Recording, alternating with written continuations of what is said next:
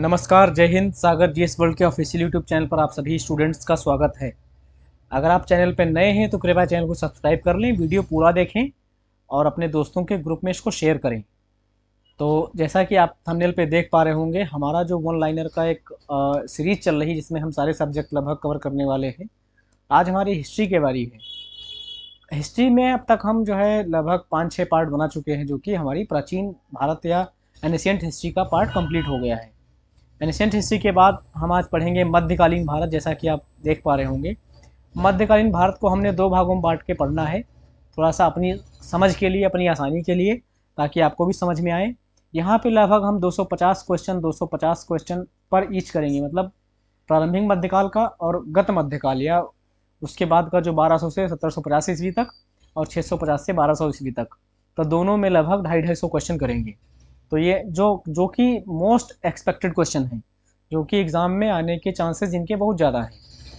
तो इस प्रकार हमारा ये रणनीति रहने वाली है और कोशिश करूँगा कि इसको सारे पार्ट्स इसके जो है जल्दी से जल्दी कंप्लीट किए जाएँ। हिस्ट्री के बाद फिर हमारा शुरू होगा, अभी ये मध्यकालीन भारत है। फिर आधुनिक भारत में हम 2 चीज़ें देखेंगे, एक तो आज़ादी के लिए संघर्ष, आज़ादी के लिए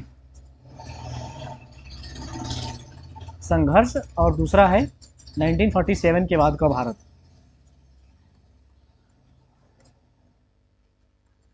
तो इसको भी 2 भागों में बांट के हम पढ़ेंगे।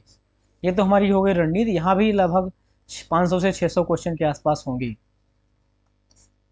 तो ये हमारी रणनीति है इसको हिस्ट्री कंप्लीट करने के। इसके बाद हमारा नेक्स्ट सब्जेक्ट जो भी होगा, साइंस का हो या जैसे भी होगा, वो हम देख लेंगे। तो चलिए आज ये इंट्रोडक्टरी सेशन है, तो यहाँ पे नंबर ऑफ क्वेश्चन हो सकता है ज़्यादा ना हो, बट यहाँ पे हम कोशिश करेंगे कि ज़्यादा से ज़्यादा आपको विषय वस्तु समझा पाएँ। तो देर न करते शुरू करते हैं आज का क्वेश्चन नंबर 1। तो अब यहाँ पे आप देख पाओगे कि जो प्रारंभिक मध्यकाल का भारत है, ये लगभग राष्ट्रकूट, चालुक्य, इन सारे वंशों से लेकर हम शुरू करेंगे। तो सबसे पहला क्वेश्चन देख पाओगे, राष्ट्रकूट राजवंश की स्थापना किसने करी? तो इसका जो सही जवाब है दंती दुर्ग है। ये कभी ऐसा मिल जाएगा और कभी जैसे ये स्पेलिंग इसकी कुछ वर्तनी ऐसे लिखी है, तो दोनों का मतलब सही है। राष्ट्रकूटों की राजधानी कहाँ थी? मान्यखेत एक जगह है जो कि राष्ट्रकूटों की राजधानी थी। एलोरा के कैलाश मंदिर का निर्माण किसने कराया? तो इनका नाम था कृष्ण। राष्ट्रकूट राजवंश की प्रमुख भाषा क्या थी? कन्नड़। ये दक्षिण भारत के लोग हैं। ये सारे जो चालुक्य वंश, ये सारे जो है वातापी, ये सारे जो है दक्षिण भारत के हैं। तो राष्ट्रकूटों की प्रमुख राजवंश की प्रमुख भाषा क्या थी? कन्नड़। कर्नाटका, जो कर्नाटका का एरिया है, बेंगलोर साइड का। राष्ट्रकूट राजवंश ने किस धर्म को संरक्षण दिया? तो जैन धर्म को संरक्षित किया। राष्ट्रकूटों का लंबे समय तक संघर्ष किन वंशों से हुआ? पाल वंश। पाल वंश का अगर बात करें तो पाल वंश का संस्थापक कौन था? गोपाल। प्रतिहार और चालुक्य, इन राजवंशों के साथ राष्ट्रकूटों की काफी दिन तक लड़ाई चलती रही, संघर्ष चलता रहा। अमोघ वर्ष किस शासक का पुत्र था? तो गोविंद तृतीय का पुत्र था अमोघ वर्ष। अमोघ वर्ष को किस उपनाम से जाना जाता था? उसका एक उपनाम था कविराज। राष्ट्रकूट साम्राज्य का पतन किस कारण हुआ? चालुक्यों के पुनरुत्थान। अब जैसे कि यहाँ पे थोड़ा सा हिस्ट्री को रिलेट करके पढ़ना है, इनका संघर्ष इन्हीं वंशों से चलता रहा। तो जब चालुक्य मजबूत हुए तो स्वभावतः जो है राष्ट्रकूट समाप्त होने की कगार पे चले गए, या राष्ट्रकूट वंश का पतन शुरू हो गया। राष्ट्रकूट काल का प्रमुख साहित्य कौन सा है? कवि राजमार्ग। राष्ट्रकूटों का सबसे प्रसिद्ध राजा कौन था? अमोघ वर्ष फर्स्ट। क्वेश्चन नंबर 12 क्या कह रहा है? दंती दुर्ग ने किस वंश को हराया था? चालुक्य को। ये नंबरिंग थोड़ी सही कर लेना है, 12 से 13 हो गई, 14 हो गई, 15, एक नंबर एक्स्ट्रा करके। त्रिपक्षीय संघर्ष का कारण क्या था? कन्नौज पर अधिकार। अमोघ वर्ष ने कौन सा ग्रंथ लिखा? कविराज मार्ग। राष्ट्रकूट किस कला के लिए प्रसिद्ध थे? वास्तुकला। त्रिपक्षीय संघर्ष किन वंशों के बीच हुआ? पाल, प्रतिहार और राष्ट्रकूट वंश। अरब व्यापारियों को व्यापार की अनुमति किसने दी? अमोघ वर्ष फर्स्ट ने। कैलाश नाथ मंदिर किस शैली में बना है? वेरी इंपॉर्टेंट क्वेश्चन, किसी भी एग्जाम में आ सकता है, सारे एग्जाम के दृष्टिकोण से बहुत महत्वपूर्ण प्रश्न है ये। मंदिरों की शैली, इसमें हम कैलाशनाथ मंदिर की शैली देखेंगे तो ये वेसर शैली है। गुर्जर प्रतिहार वंश की स्थापना किसने की? वहाँ नागभट्ट प्रथम। गुर्जर प्रतिहार वंश की राजधानी कहाँ थी? कन्नौज। गुर्जर प्रतिहार वंश के सबसे प्रसिद्ध शासक कौन थे? मिहिर भोज, सम्राट मिहिर भोज।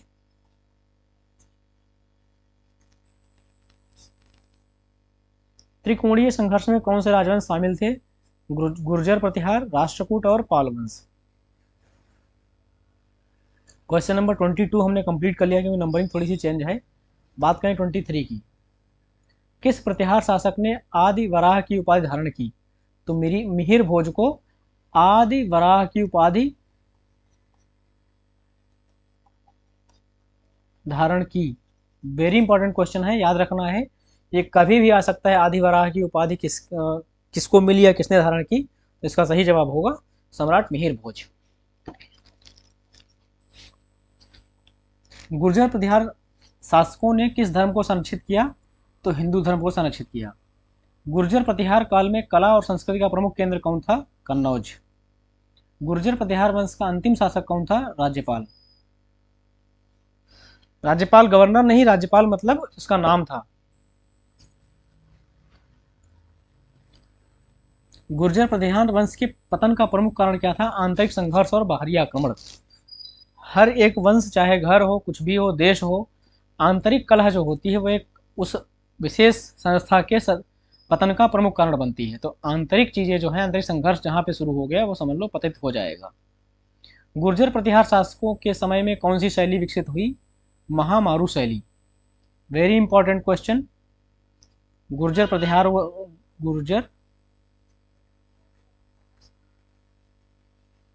प्रतिहार वंश के समय में, आज के गुर्जरों को शायद ये पता भी ना हो, हालांकि ये पढ़ने की चीज़ है, पढ़ना लिखना चाहिए सबको, सारे पढ़े लिखें।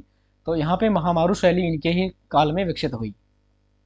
पाल वंश की स्थापना किसने की? गोपाल ने। पाल वंश की राजधानी कहाँ थी? मुंगेर, जो कि बिहार का है। और यहाँ के एक प्रसिद्ध कवि हैं रामधारी सिंह दिनकर जी, हमारे सबसे दिनकर पसंदीदा कवियों में से एक हैं ये। पाल वंश के सबसे प्रसिद्ध शासक कौन है? धर्मपाल और देवपाल। किस पाल शासक ने विक्रमशिला विश्वविद्यालय की स्थापना की? तो धर्मपाल ने। पाल शासकों ने किस धर्म को संरक्षण दिया? बौद्ध धर्म को। हालांकि ये बौद्ध धर्म होता है, यही तो अंतर है धम्म और धर्म में। सेन वंश की स्थापना किसने की? सामंत सेन ने। हमने अब तक क्वेश्चन नंबर 34 पढ़ लिए हैं, अब देखते हैं क्वेश्चन नंबर 35। सेन वंश की राजधानी कहाँ है? नदिया लखनौती सॉरी। सेन वंश के प्रमुख शासक कौन थे? विजय सेन, बल्लाल सेन, लक्ष्मण सेन। गीत गोविंद रचयिता कौन है? जयदेव। लक्ष्मण सेन के दरबारी कवि थे। सेन वंश का अंतिम शासक लक्ष्मण सेन। एलोरा कैलाश मंदिर किस राष्ट्रकूट शासक ने बनवाया था? कृष्ण प्रथम ने। राष्ट्रकूट शासकों ने किस धर्म को संरक्षण दिया? हिंदू धर्म और जैन धर्म को। अमोघ वर्ष किस धर्म का अनुयायी था? जैन धर्म का। राष्ट्रकूटों ने किस क्षेत्र पर शासन किया? दक्कन क्षेत्र पे। राष्ट्रकूट शासकों की प्रशासनिक व्यवस्था कैसी थी? केंद्रीकृत और मजबूत। राष्ट्रकूट वंश का अंतिम शासक कौन था? कर्क द्वितीय। राष्ट्रकूट वंश के पतन का प्रमुख कारण क्या था? चालुक्यों का पुनरुत्थान। क्वेश्चन नंबर 44 तक हो गए, नेक्स्ट देखते हैं।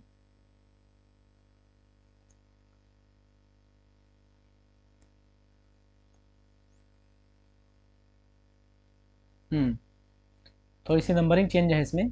चालुक्य वंश के प्रमुख शासक कौन थे? पुलकेशन द्वितीय और विक्रमादित्य छठ। चोल वंश की स्थापना किसने की? विजयालय। चोल वंश की राजधानी कहाँ थी? तंजौर। चोल वंश के प्रमुख शासक कौन थे? राजा राजेंद्र प्रथम। चोल वंश ने किस नौसेना को मजबूत किया? शक्तिशाली नौसेना को। चोल शासक ने श्रीलंका पर विजय प्राप्त की? किसने? तो राजेंद्र प्रथम ने श्रीलंका को भी अपने भारत में मिला लिया या विजय प्राप्त की। तंजौर का बृहदेश्वर मंदिर किस शैली में बना है? द्रविड़ शैली में। चालुक्य और चोल वंश का मुख्य योगदान क्या था? कला, वास्तुकला और नौसेना शक्ति। परमार वंश की स्थापना किसने की? उपेंद्र राज ने। परमार वंश की राजधानी कहाँ थी? धार। परमार वंश के प्रमुख शासक कौन थे? भोज। चंदेल वंश की स्थापना किसने की? नन्नुक। चंदेल वंश की राजधानी कहाँ थी? खजुराहो। खजुराहो के मंदिर किस वंश ने बनवाए? चंदेल वंश ने। अन्य क्षेत्रीय राजाओं में कौन कौन से वंश शामिल थे? कलचुरी, गढ़वाल, चौहान। ये सारे क्षेत्रीय राजाओं में शामिल थे, राजवंश।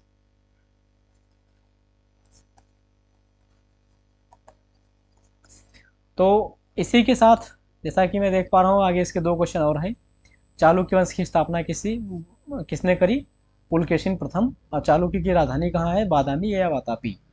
हालांकि ये क्वेश्चन नंबर हमारे लगभग 62 हो गए हैं, नंबरिंग थोड़ी सी इसमें चेंज करनी पड़ेगी, पीडीएफ में सही मिल जाएगी।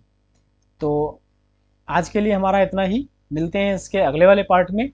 आप सभी से अनुरोध है, कृपया चैनल पे अगर हम नए हैं तो चैनल को सब्सक्राइब करें और वीडियो को ज़्यादा से शेयर करें सारे अपने फ्रेंड्स के ग्रुप में, और वीडियो पूरा देखें ताकि आपको सारी बातें समझ में आएँ और आपकी तैयारी एक बेहतर मुकाम तक पहुँचे।